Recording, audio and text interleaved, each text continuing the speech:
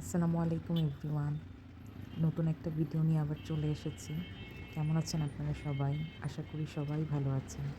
আজকে অনেক দিন পর আমার খালার বাসায় যাচ্ছি। যেতে যেতে দুপুরে খাওয়ার টাইম হয়ে গেছে। গিয়েই প্রথমে খেয়ে নিলাম। প্রথমেই পোলাও, রোস্ট, চিংড়ি মাছ দিয়ে খেয়েছি। তারপরে এই যে গরুর বড় একটা হাড্ডি নিয়েছি, মজা করে তারপর খেলাম। খাওয়া দাওয়া শেষ করে ভাবির ছাদ বাগানে চলে আসলাম বিকালবেলা। এখানে ঘুরে ঘুরে সব গাছ দেখছিলাম। কেন অনেক রকমের গাছ আছে। এটা একটা মিষ্টি কুমড়া গাছ, এটা বিদেশি মিষ্টি কুমড়া। এটা বেশি বড় হয় না, একটু ছোটই হয়। এখানে টমেটো গাছ আছে, সিম গাছ, আরও অনেক রকমের গাছ আছে। সেটাই ভাবি আমাকে ঘুরে ঘুরে দেখাচ্ছিল। এখানে কয়েক রকমের মরিচ গাছ আছে, এই যে এখানে দুটো টমেটো পেকেছে, ড্রাগন ফল গাছ। এখানে এই যে বরবটি গাছ। এখন ছোট একটা মিষ্টি কুমড়া আছে, এটা নিব। একদম ছোট। মিষ্টি কুমড়াটা এত ছোট, এর আগে ভিডিওতে দেখতে দেখেছিলাম অনেক বড় ভিডিওতে, দেখা তখন গেছে। মনে হয়েছে এটা অনেক বড়।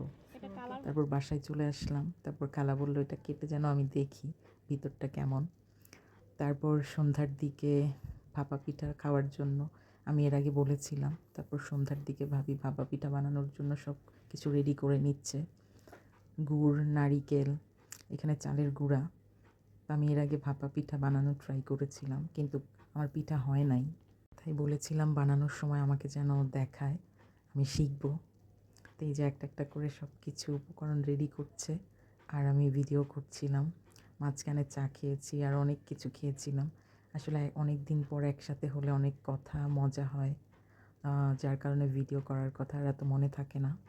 এই যে একটা একটা করে ভাবে পিঠা বানানোর স্টেপ আমাকে দেখাচ্ছে, আমি দেখছি, মানে শিখে নিচ্ছি। এই জন্য বললাম যে এখানে এসে বসে করার জন্য, কারণ রান্নাঘরে তো এত বেশি জায়গা থাকে না।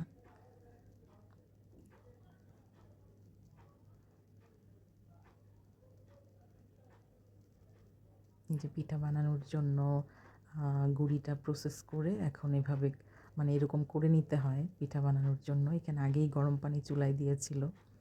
এখানে এক লেয়ার চালের গুঁড়া, তারপর এখানে নারিকেল, তারপর গুড় দিয়ে দিচ্ছে, উপরে আবার চালের গুঁড়া দিবে। মানে এখানে আস্তে আস্তে করছে আমাকে দেখানোর জন্য। আমিও ভিডিও করেছি, যখন আবার বাসায় আমি ট্রাই করব, এটা দেখে ট্রাই করব। এই যে প্রথম পিঠাটা দিয়ে দিল। পিঠাগুলো এত মজা হয়েছিল, অনেক মজা হয়েছিল। আর আমার অনেক দিন ধরে ভাপা পিঠা খেতে ইচ্ছা করছিল। তখন আমি ভাবিকে বলেছিলাম, তো বলেছিল যে বাসায় গেলে আমাকে ভাপা পিঠা করে খাওয়াবে। সেই জন্য বিকালে আমি ভারী কিছু খাই নাই পিঠা খাওয়ার জন্য। পিঠা খেয়ে তারপর পিঠা নিয়ে সাথে অনেক খাবার দাবার